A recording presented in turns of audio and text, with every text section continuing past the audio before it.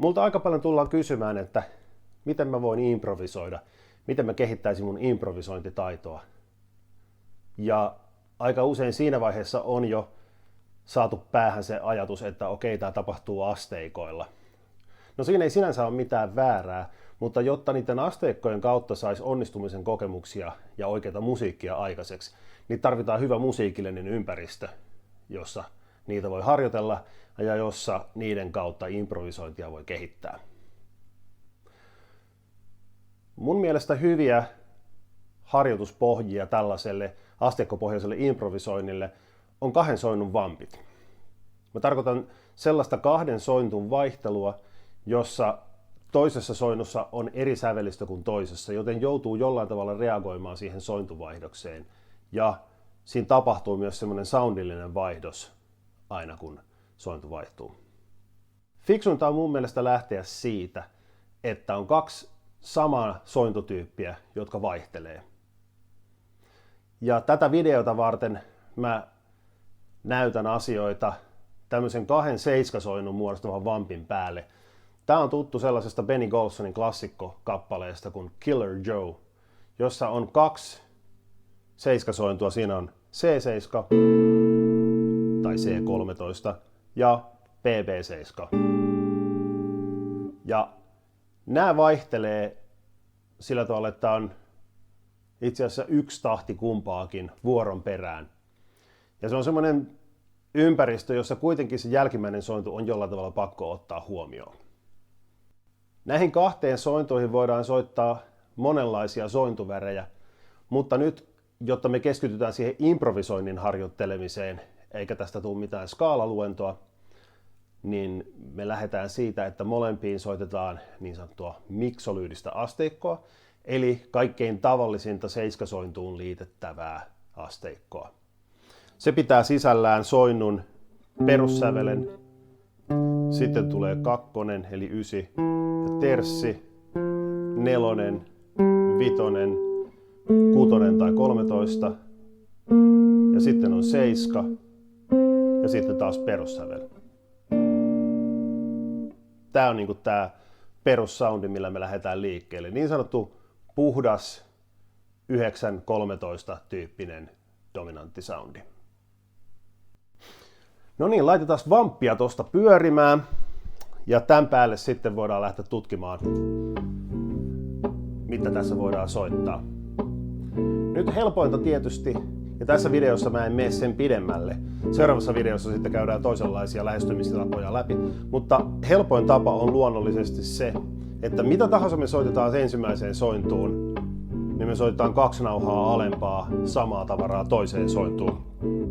Esimerkki. Meillä on vaikka ihan tavallinen tämmönen blues-soiton peruskuvio, että me soitetaan. Meillä on niin kuin 3 sointu ja 6 siinä lisäksi.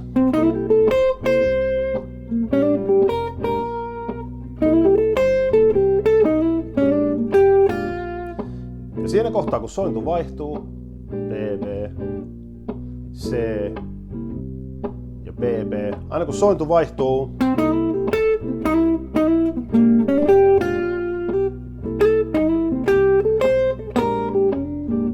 me siirrytään vaan.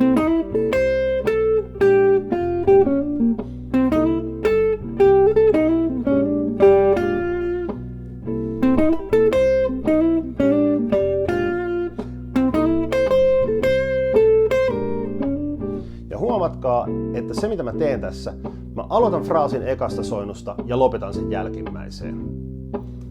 Mä aina aloitan C:stä ja lopetan BB:hen.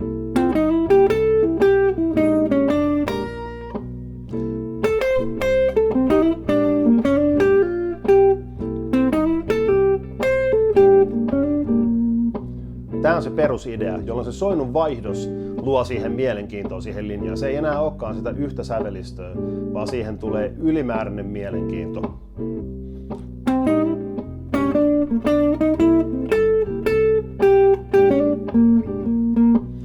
Ja sitten sitä soinnun vaihtumiskohtaa lähdetään työstämään niin, että kun oppii missä ne seuraavan soinnun äänet on, niin lähdetään tähtäämään niitä kohti.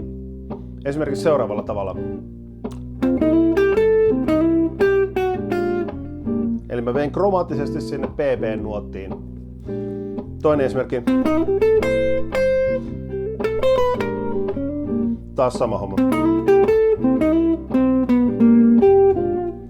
Just siinä vaihdoksessa se riittää ottaa,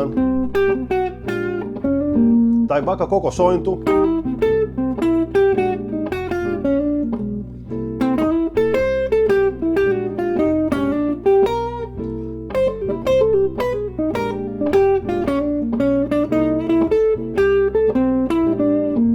Eikä tarvitse joka kerta tehdä, kunhan tähtää sinne seuraavaan sointuun oikealla hetkellä.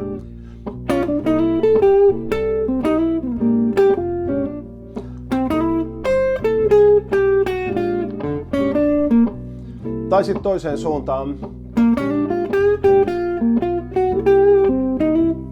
Aloitan pp:stä ja lopetan C-hen.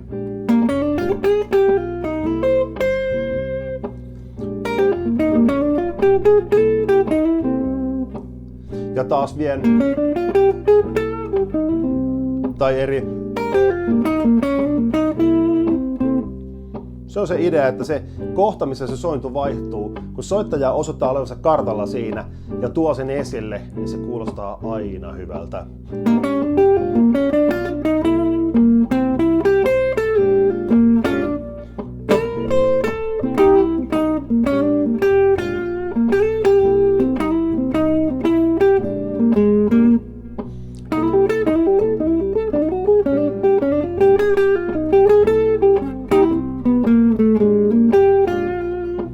Tämä on nyt ensimmäinen esimerkki tosta.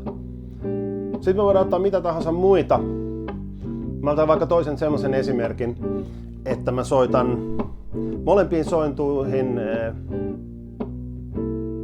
vaikkapa semmoista niinku mollisoundia, eli vastaavaa mollisoundia. C7 vastaa G-molli ja BB7 vastaa F-molli. Tämä ei ole mitään kovin monimutkaista teoriaa tarkoitus olla, mutta se idea siitä, että meillä on eri soundeja. Se riittää tässä vaiheessa, jos ajattelet vaan sitä, että okei, ne on about niitä soinnun ääniä. Katsotaan vaikka C-hen. Tästä G-molli 7, minkä ympärille soitetaan. Ja sitten BB-hen.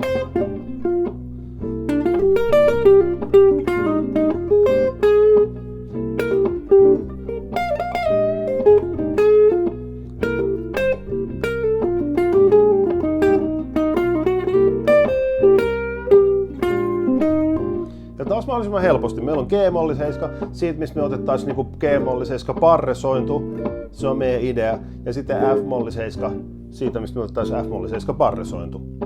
Ja tää on niinku tavallaan luo semmosen sus-soundin kumpaankin sointuun. Eli esimerkiksi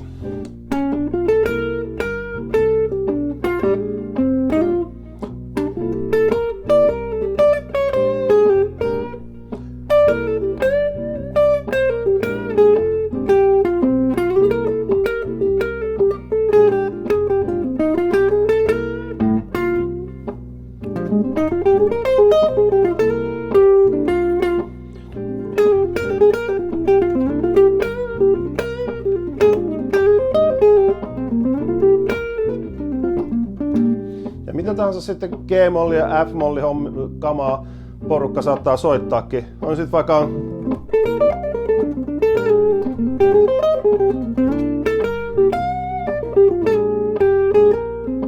sitten vaan vie sen mukana sinne seuraavaan sointuun.